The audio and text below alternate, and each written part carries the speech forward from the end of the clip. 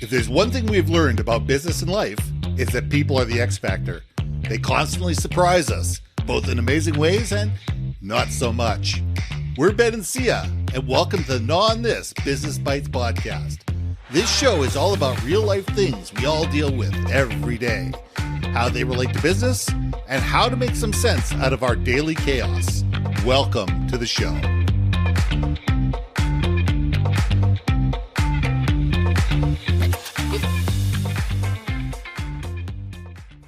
And welcome to another episode of GNAW On This Business Bites. I'm Ben and this is Syya.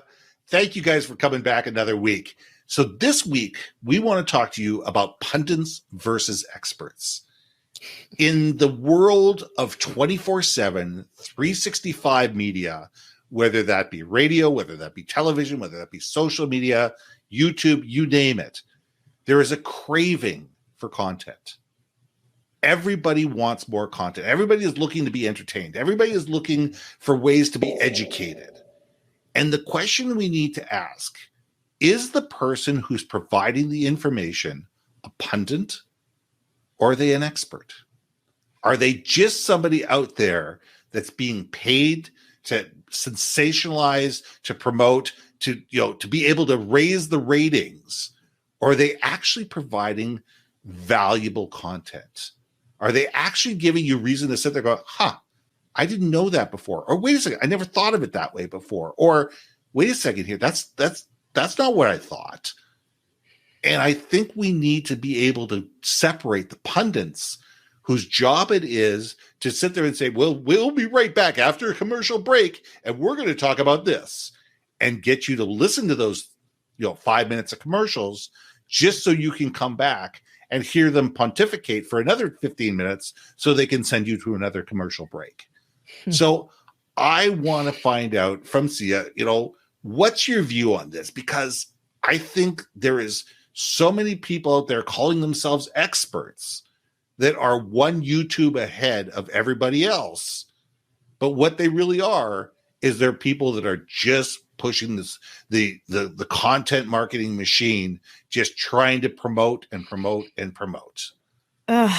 Pundit versus expert. Can I just tell you, I have multiple facets on those terms right there. So number one, the first thing that jumps out in my mind, obviously, I live in the world of LinkedIn. Okay.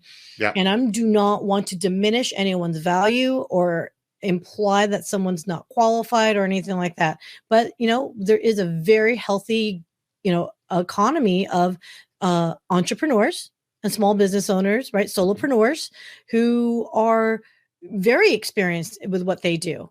Right. Absolutely. And they have experience, they have wisdom, they've got a lot of education around it, whether it's formal training or not. Right. It could be on the job, education.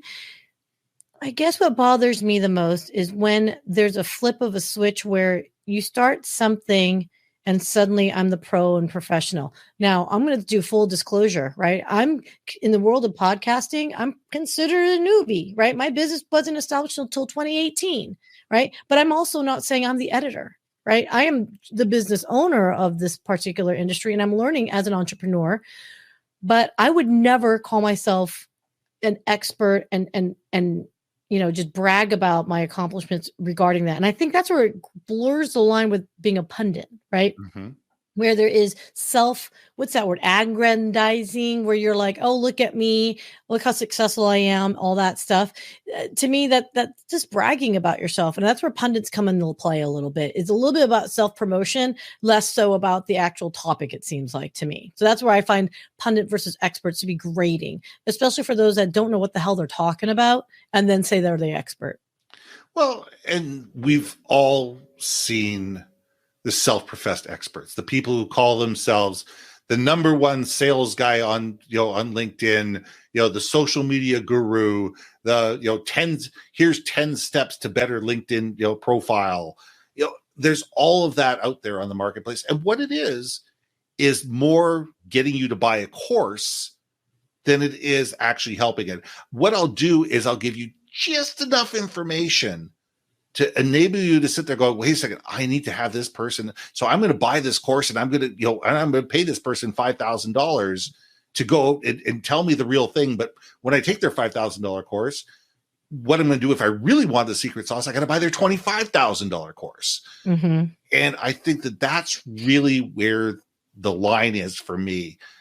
My attitude is you give away as much information as you can. You give, yes, there is proprietary stuff. Yes, there is information that's out there. But you know what? The majority of the information is the more people we can help, the more people we can add value to. What that's going to do is that's going to differentiate ourselves between the people we can truly add value to and the rest of the world that really needs a little bit of advice but can't really afford to utilize our services. And I think that that's what I try to do. And I know you do. And I do know that a lot of people I know do is they sit there and say, look, the vast majority of people will never be my clients. They're never going to be able to afford me. They're never going to be able to utilize what I can afford them. But that doesn't mean that they don't deserve at least some content. And to be able to be that person who actually is a river and can sit there and say, look, I'm not going to give you, everything, but here's some ways that I can actually give you some tangible things to help you be better at what you're doing. Ben, here's something that's a difference between a pundit and an expert, right? Yeah. A pundit is trying to sell something, like you say. And you and I are both very much the same way. I will meet with someone. I will give information very freely. Mm-hmm. And you know what? Yeah, there is power in data and knowledge, but that's just learning facts. If you're listening to anything that you and I say about podcasting or about market or whatever underwater basket weaving, right? There's a very big difference between learning the technique of a butterfly swim than actually being in the ocean and actually doing a butterfly swim. Absolutely. Right? And I think that is a big difference. I think pundits will talk about it. Experts have been there, done that. And they're willing to, again, like you say, they're willing to offer up data in a way that, hey, do with this what you will. And there's no agenda and good luck and Godspeed kind of thing. So yeah, but there's so much. We can read 40,000 million books. By the way, 130 million books have been published since day one. Ain't no one execute on every single one. That's why there's a difference of doers and reviewers, observers. So that's. And I'm with you with that, because what we need to be able to do as experts in our field, and none of us are truly experts in our field. I think maybe the day that I die, I'll have gained enough information to be an expert for those 15 minutes, between I get the enlightenment and the day that I expire, the time I expire. But we're all sitting there learning. We're all on this journey together. We're all sitting there going, all right, I know a little bit more than you, but guess what? That person over there, I got a buddy of mine who's got 20 plus years of experience in podcasting. Okay, I've got 10. At 10 years of experience in podcasting, yeah, I've learned a lot of information. I can help a lot of people. But there are things I still run into, and guess what? He's the guy that I go to when I run into things that make me shake my head. And I think that the difference is being an expert means to say, you know what? I don't know. I'm not sure. Let me find out for you and get back to you. Instead of just making suppositions, making it up as I go along, fake it till you make it, call it whatever you will. But there's a group of people out there that think that if they show any sign of weakness, that all of a sudden they're going to lose any credibility. And I think that's when you do lose credibility, is when you're in that fake it till you make it situation. And it's a far more powerful thing to say that, you know what? I'm not really sure. Good. You know what? That's a great question. I've never heard that before. I've never thought about that before. Let's either go find the answer together, or let me find you somebody who is way smarter than I am, who can answer that for both of us. It reminds me of that saying, right? A wisdom knows they don't know the answer. I don't know. I'm going to have to look that one up. But I think the word expert, you are knowledgeable in an area of focus up until that moment in time, because things evolve. And like you said, you got to constantly be learning, right? So yes, like your friend that's been doing it for 20 odd years and whatnot.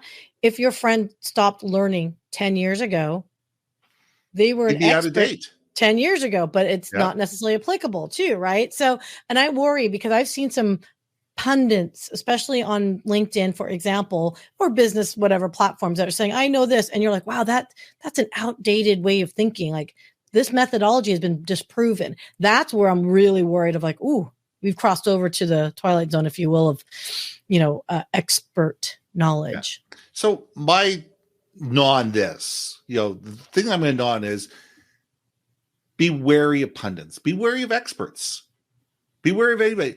Where do they come from? They don't have to have a PhD from Harvard. They don't have to have written for Forbes magazine.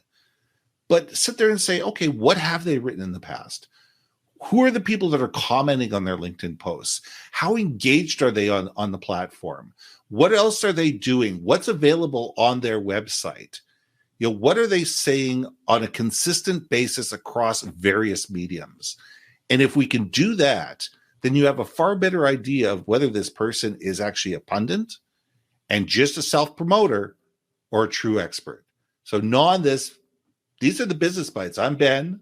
I'm Syya. We'll see you soon.